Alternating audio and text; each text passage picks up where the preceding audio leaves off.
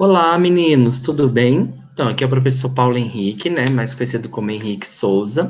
Hoje a gente vai fazer aqui alguns comentários sobre biotecnologia, vamos ver algumas questões do livro mesmo de biologia, vamos conversar um pouco, vamos ver alguns tópicos e vamos corrigir, tá? Vamos conversar, vamos ver algumas coisinhas e aproveitar e revisar um pouco esse assunto, certo? Então, olha só, em parceria com a professora Virgínia, acabei montando esse arquivo e vamos falar um pouco sobre o capítulo 11 e o capítulo 12.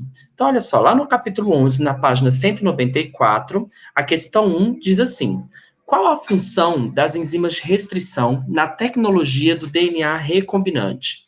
Gente, nós temos um assunto muito importante dentro da biotecnologia, que é os transgênicos, né? Os transgênicos, os organismos geneticamente modificados, ele é um dos assuntos mais importantes dentro da biotecnologia.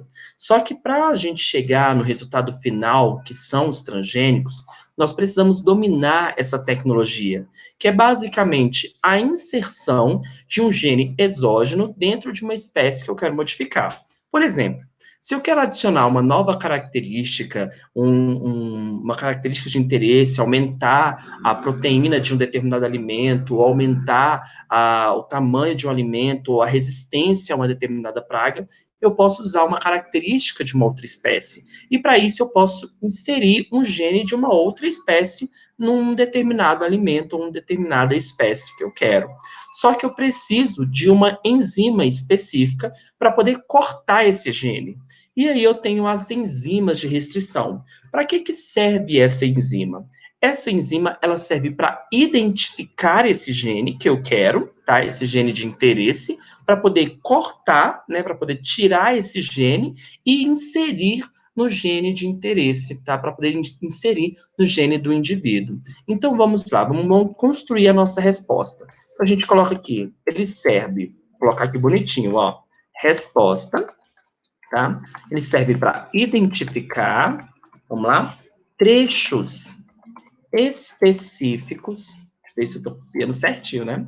Trechos específicos do DNA, certo? Recortá-los, recortá-los e inseri-los em uma nova molécula de DNA. De DNA.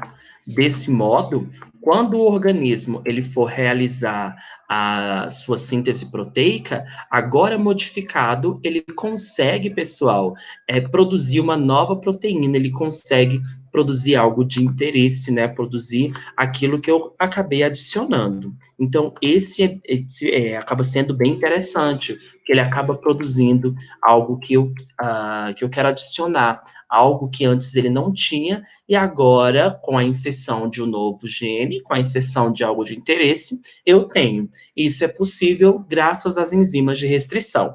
Então, está aqui a resposta. Professor, esse arquivo você vai disponibilizar para a gente também? Sim. Junto com a gravação da aula, eu vou disponibilizar esse arquivo que eu estou colocando. Então, está aí a resposta bonitinha, destacada em azul. Agora, a questão da página 194 diz assim: na tecnologia do DNA recombinante, são utilizadas enzimas bacterianas que têm a propriedade de cortar a molécula de DNA em pontos específicos, o que permite, por exemplo, que genes humanos que codificam proteínas de interesse médico ou comercial sejam extraídos, clonados em bactérias ou vírus, e depois sejam transferidos para animais de laboratório, que passam a produzir sistematicamente tais proteínas. Com relação ao assunto, respondam aos itens. Aqui, pessoal, também nós tratamos da tecnologia do DNA recombinante. Vamos lembrar um pouquinho lá da nossa aula, como é que era feita a retirada da insulina antigamente para o tratamento de pessoas diabéticas. Antigamente, pessoal, nós pegávamos a insulina de porcos, né? Pegávamos a insulina lá do pâncreas de porcos e acabávamos injetando nas pessoas que precisavam da insulina. Só que era um processo muito lento, né? A quantidade de insulina que nós precisávamos era grande e os porcos produziam uma quantidade bem menor. Então, o que nós fizemos? Pegamos o gene da insulina lá de uma pessoa, inserimos em uma bactéria. Essa bactéria, ao se reproduzir, acabava produzindo indivíduos geneticamente modificados, porque acabavam recebendo esse gene, né, ali de uma forma transgênica, que a gente fazia essa modificação em laboratório, e aí acabava produzindo insulina em grande escala. Desse modo, produzia insulina numa quantidade muito grande, e a gente conseguia adicionar, né, inserir essa insulina, administrando essa insulina nas pessoas com diabetes. Isso é um exemplo clássico, né, da transgenia e de como isso ajudou dentro da medicina, tá bom? Então vamos lá. Qual é o nome genérico que se dá a essas enzimas, essas enzimas que vão identificar esses genes de interesse, que vão cortar esses trechos dos genes lá do DNA e que vão adicionar ao DNA? Nós sabemos aqui, ó, vamos colocar resposta, são as enzimas de restrição. Então, vamos adicionar aqui, colocar bonitinho, vamos destacar a resposta, certo? Vamos colocar aqui esse azul bem bonito. Opa, fiz besteira, né? Vamos colocar aqui de novo a cor. Desculpa, gente, acho que eu coloquei aqui, destaquei a cor errada, né? Vamos voltar aqui de novo. É aqui. Pronto. Agora ficou bonitinho. Né? Agora vamos lá. O que confere a especificidade a essas enzimas? Por que essas enzimas acabam cortando aquele determinado trecho? Vamos lembrar lá da aula de bioquímica lá do primeiro semestre. Nós temos que lembrar que toda enzima, ela é uma proteína, certo? Então, essa enzima, por ser uma proteína, ela vai agir em um determinado substrato. Essa enzima, ela é específica, ela vai agir em um determinado conjunto de bases nitrogenadas. Lembrem que um gene, ele é um conjunto de bases nitrogenadas. Então, ele vai agir em um determinado substrato, em uma quantidade de bases nitrogenadas, em um gene específico. Então, vamos lá, montar aqui a nossa resposta. Resposta. Como são proteínas, as enzimas de restrição, deixa eu corrigir aqui, as enzimas de restrição irão atuar em um gene específico, ou seja, irão atuar em um conjunto de bases nitrogenadas. Aí vamos colocar aqui entre parênteses, gene. Tudo bem? Vou pegar aqui, vou destacar também. Agora eu vou certinho na coloração, aqui na cor, né? Vou deixar aqui destacado. Como são chamados os organismos que recebem e incorporam genes de outra espécie? Fácil, né? Isso aqui é mamão com açúcar. Transgênicos. Muito tranquilo. Isso aqui a gente já falou bastante. Vamos aqui também destacar a nossa resposta. Prontinho. Questão 3 da página 194. Diz assim: considere os seguintes seres. 1. Cabra selecionada artificialmente por cruzamentos sucessivos para aumentar a produção leiteira. 2. Cana-de-açúcar obtida através de mudas. 3. Soja transgênica clonada para melhoria da qualidade biológica de suas proteínas. Analisando-os quanto à variabilidade genética, explique como os 3 grupos de seres vivos se diferenciam entre si. Vamos analisar aqui, pessoal, com muita calma. O grupo 1, cabra selecionada artificialmente por cruzamentos sucessivos para aumentar a produção leiteira. Gente, aqui eu fiz uma seleção artificial. Eu tenho um grupo, uma população ali de cabras, e eu começo a observar qual cabra ali, ou quais cabras que produzem mais leites. E aí eu vou, mais leite, perdão. E aí eu começo a selecionar, pegar essas cabras e coloco elas para reproduzir. Consequentemente, se ela produz mais leite, a probabilidade da sua prole, né, dos seus filhotes gerarem muito leite também é maior. Então eu faço uma seleção artificial. Eu não fiz nenhuma modificação genética. tudo bem? Então, eu coloco aqui, ó, 1, tá? População número 1, o que que eu fiz? Eu fiz um mapeamento genético, eu não fiz nenhuma seleção, ali de genes, eu não fiz nada em laboratório, eu fiz um mapeamento genético, certo? Ou seja, uma seleção artificial, tudo bem? No momento eu não fiz nada no laboratório, não fiz nenhuma seleção de genes dentro de laboratório. Eu fiz um mapeamento genético. 2, cana-de-açúcar obtida através de mudas. Muda, gente. Eu fui lá e peguei uma mudinha da planta e coloquei em outro lugar para desenvolver uma nova cana. Opa! Isso aqui é um processo de clonagem, é uma reprodução assexuada. É um processo de clonagem natural. Então vamos lá, ó. Clonagem, certo? Lembrando que é um processo de reprodução assexuada. Tudo bem? Então, ó, lembrando que é um processo de reprodução assexuada, é uma clonagem natural, acontece, ok? 3. Vamos lá. Soja transgênica clonada para melhoria da qualidade biológica de suas proteínas. Gente, aqui eu peguei a soja, modifiquei, fiz ali uma modificação, recebi um gene exógeno para melhorar a proteína, não bastando fazendo essa transgenia, eu ainda fiz uma clonagem. Então, aqui eu fiz 2 processos, certo? Aqui eu fiz clonagem, vou modificar. Aqui eu fiz um processo de transgenia e clonagem, certo? Aqui eu fiz 2 processos biotecnológicos. Então, vou colocar aqui, vou colocar minha respostinha em azul. Tudo bem? Deixei aqui destacado. B. De que forma os 3 grupos poderiam ser afetados no que se refere à perpetuação de sua própria espécie, em caso de ocorrer uma catástrofe ambiental?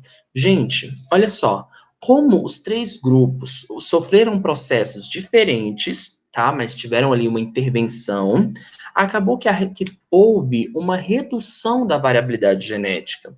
Vamos lá. O grupo 1, quando eu fiz esse mapeamento e essa seleção artificial, eu acabei aproximando muito as características desse grupo. Acabei selecionando indivíduos muito parecidos, ou então eu acabo reduzindo a variabilidade.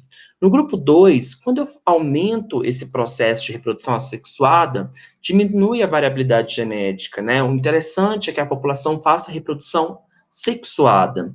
No grupo 3, por mais que houve o processo de transgenia, recebendo um gene exógeno, aumentou o índice de clonagem, então diminui a variabilidade genética.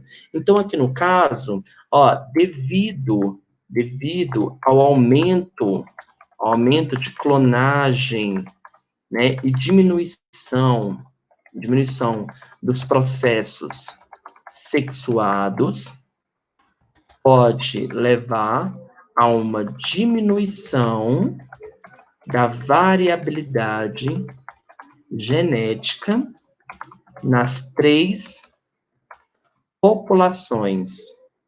Deixa eu só colocar aqui um negocinho que eu não coloquei no início, né? Resposta. E aqui também eu não coloquei. Resposta. Prontinho, agora para ficar padrão, né? Pronto. Ok, agora tá perfeito. Certo? Então, aí nós concluímos algumas questões do capítulo 11. Avançando para o capítulo 12, na página 206.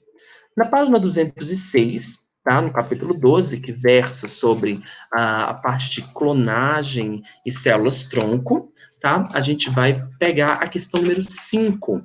A questão número 5 fala o seguinte: explique a frase a seguir. As células-tronco embrionárias são as mais versáteis. O que quer dizer isso, né? É o seguinte, nós temos as células-tronco embrionárias e as células-tronco adultas, tá? As células-tronco adultas, nós temos um caso aqui que são as células pluripotentes, são células que têm um poder de diferenciação um pouco menor, tá, do que o caso das embrionárias. As embrionárias, elas são capazes de formar praticamente todas as células do nosso corpo, inclusive células dos nossos anexos embrionários, tá? Por exemplo, as células embrionárias, né, as totipotentes, elas são capazes de formar até mesmo a placenta.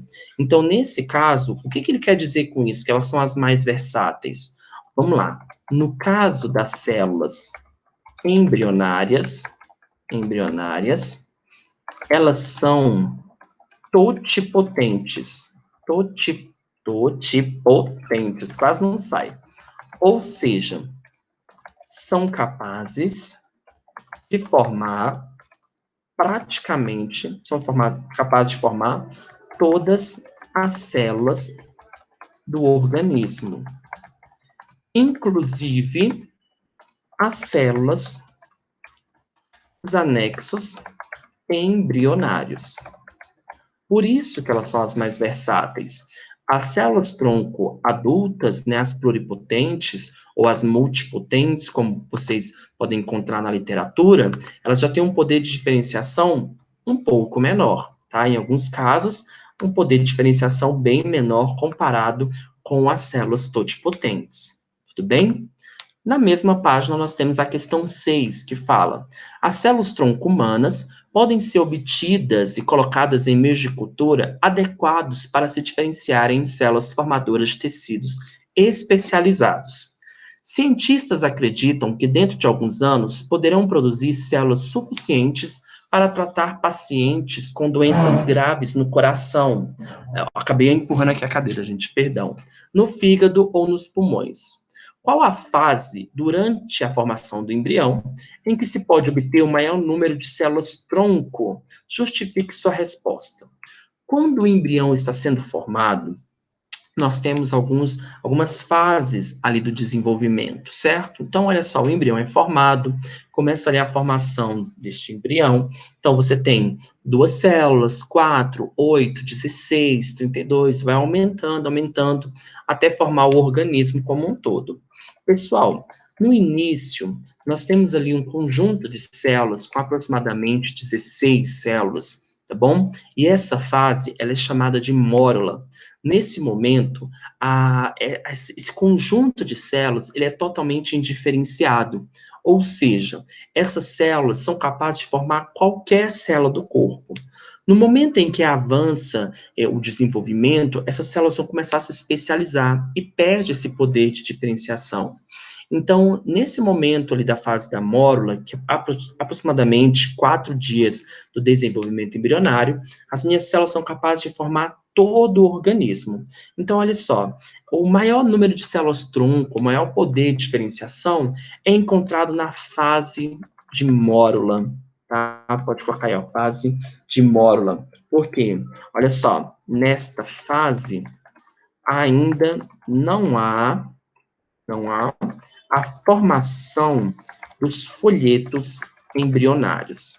O que que são esses folhetos embrionários? Vocês vão ver lá na segunda série do ensino médio, tá bom? Esses folhetos embrionários são os primeiros tecidos humanos a serem formados, e eles que vão formar todos os outros tecidos que nós temos. Tecido nervoso, tecido muscular, e vocês vão ver isso com mais detalhes na segunda série.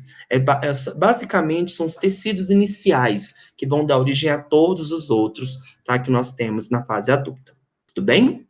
Então, vamos lá. Letra B. Caracterize os tipos de células, tronco, totipotentes e pluripotentes. Vamos lá, então, avançando aqui. Célula-tronco totipotente. O que é uma célula-tronco totipotente? Olha só, são células embrionárias, certo? Tem um poder de diferenciação maior. Então, olha só, são capazes de formar praticamente, coloca assim, todas as células do organismo. Vem colocar desta forma. Já as células tronco pluripotentes são chamadas de célula-tronco adultas, são chamadas de células-tronco adultas, possuem um poder de diferenciação inferior ao das células totipotentes. Ou seja, formam menos tipos celulares que as embrionárias. Tudo bem? Então, elas formam outros tipos celulares? Formam, mas não formam todas igual as embrionárias acabam formando. As embrionárias formam todas as células. As pluripotentes não, certo? Conforme a gente já discutiu isso em sala de aula. Questão 8. Considerando o desenho a seguir, qual a classificação da célula-tronco em questão? Vamos lá, vamos dar uma analisada aqui no esqueminha. E as células-tronco ganham seu espaço. Vem uma hemácia, a gente consegue reparar que é uma hemácia, né? Que é uma célula do sangue, e repara, quem é você? Aí nós reparamos que é uma célula que tem aqui um processo ali, né, que está se dividindo e tem 4 células, né, que acaba dando uma informação para a gente que é um embrião que tem 4 células.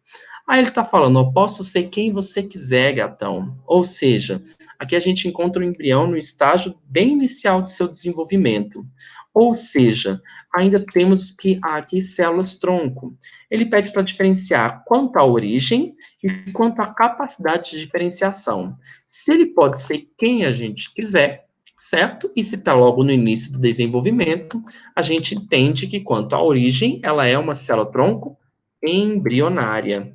Ok? Então, resposta, vamos lá, é uma célula-tronco embrionária. Eita, mas que hoje eu estou difícil aqui com esse português, hein? Vamos lá. Resposta embrionária. Então, vamos colocar aqui nossa respostinha em azul, certo? E quanto ao seu poder de diferenciação, se ela é uma célula-tronco embrionária, então ela tem um poder totipotente. Ela pode formar basicamente todas as células do nosso organismo. Gente, ficamos por aqui na nossa correção, tudo bem? Agradeço demais a atenção de vocês, muito obrigado, bons estudos, um beijo e até a próxima.